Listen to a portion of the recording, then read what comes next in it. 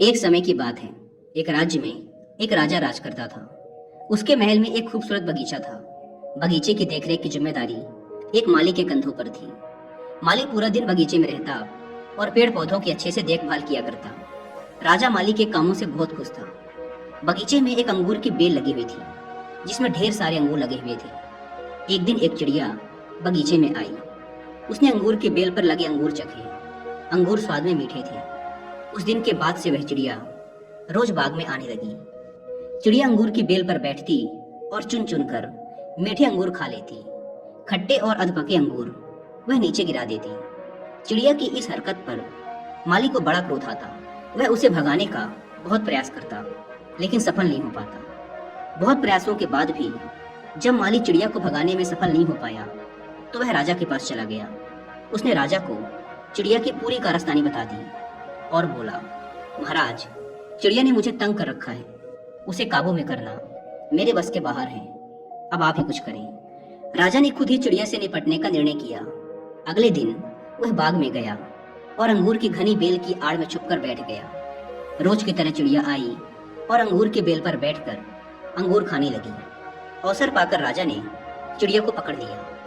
चिड़िया ने राजा की पकड़ से आजाद होने का बहुत प्रयास किया, किंतु सब व्यर्थ रहा। अंत में वह राजा से याचना करने लगी कि वो उसे छोड़ दे।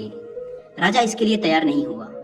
तब चिड़िया बोली, राजन, यदि तुम मुझे छोड़ दोगे तो मैं तुम्हें ज्ञान की 4 बातें बताऊंगी।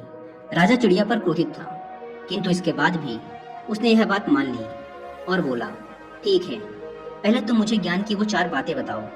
उन्हें सुनने के बाद ही मैं तय करूंगा कि तुम्हें छोड़ना ठीक रहेगा या नहीं।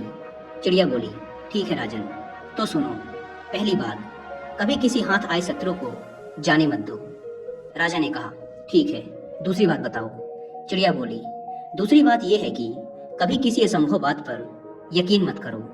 राजा ने कहा, बहुत बढ़िया। अब तीसरी बात बताओ। चिड़िया ने कहा, तीसरी बात यह है कि बीती बात पर कभी पछतावा मत करो। राजा ने कहा, ठीक है, बहुत अच्छा। अब चौथी बात बताओ।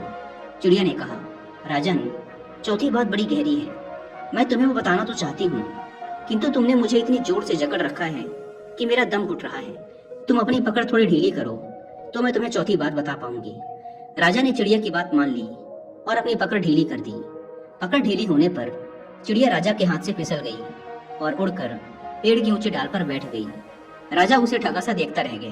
पेड़ की ऊंची डाल पर बैठी चिड़िया बोली, राजन, चौथी बात यह है कि ज्ञान की बात सुनने भर से कुछ नहीं होता, उस पर अमल भी करना पड़ता है।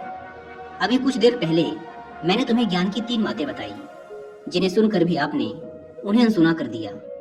पहली बात मैंने आपसे ये कही थी कि हाथ में आए शत्रु को कभी छोड़ना मत, लेकिन आपने अपने हाथ में आए शत्रु अर्थात मुझे छोड़ दिया।